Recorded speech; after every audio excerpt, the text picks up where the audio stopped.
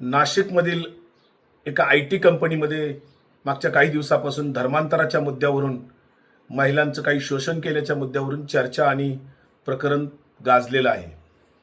सध्या त्या IT कंपनीतल्या कर्मचाऱ्यांना इतर कंपनीमध्ये स्थलांतरित करून तिथलं युनिट बंद करण्याचा निर्णय बातमीमध्ये ऐकायला मिळाला, वाचायला मिळाला. खरं तर ते जे काही धर्मांतराचं प्रकरण आहे याची सर्व पातळीवरून सखोल चौकशी होण्याची गरज आहे. नेमकं हा काय प्रकार आहे हे जनतेच्या समोर आलं पाहिजे. कारण आपल्या देशामध्ये राष्ट्रपती हिंदू आहेत, पंतप्रधान हिंदू आहेत, न्यायालयाचे न्यायाधीश हिंदू आहेत, रॉचे प्रमुख हिंदू आहेत, CBI मध्ये हिंदू अधिकारी आहेत, राज्याचे मुख्यमंत्री हिंदू आहेत, मंत्रिमंडळ हिंदू आहे, चीफ सेक्रेटरी, कलेक्टर, पोलीस प्रशासनातले सगळे हिंदू आहेत, ग्रामसेवक सरपंचापासून राष्ट्रपती पंतप्रधानापर्यंत सर्वत्र हिंदू आहेत.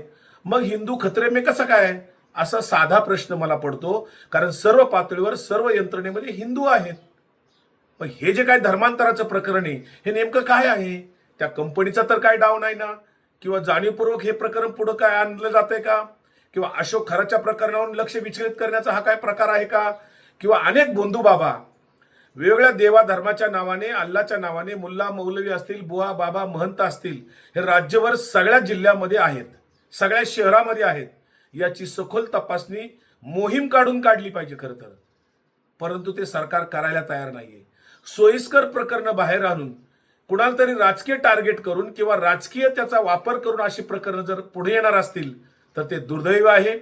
नाशिकच्या IT कंपनीमध्ये जे काय प्रकरण आहे धर्मांतराच्या नावाखाली चाललेलं, ते नेमकं खरं काय आहे, त्यातलं वास्तव काय आहे, ते आरोपींचे आता मोबाईल जे काय घेतलेले आहेत त्याच्यातनं पुढच्या काळामध्ये काय तपासात पुढे येऊ शकेल. परंतु हा खरा काय प्रकार आहे हे जनतेच्या समोर येणं गरजेचं आहे. त्यासाठी त्याची निपक्षपाती चौकशी व्हावी लागेल. कर्मचाऱ्यांना वाऱ्यावर सोडता येणार नाही. स्थलांतराच्या नावाखाली कंपनीने ते युनिट बंद करून कुठंतरी वेगळं दिशाभूल करण्याचा तर प्रयत्न नाही ना, असा संशय मनामध्ये येतोय. सरकारने, सगळ्या यंत्रणेने याची खास चौकशी करावी.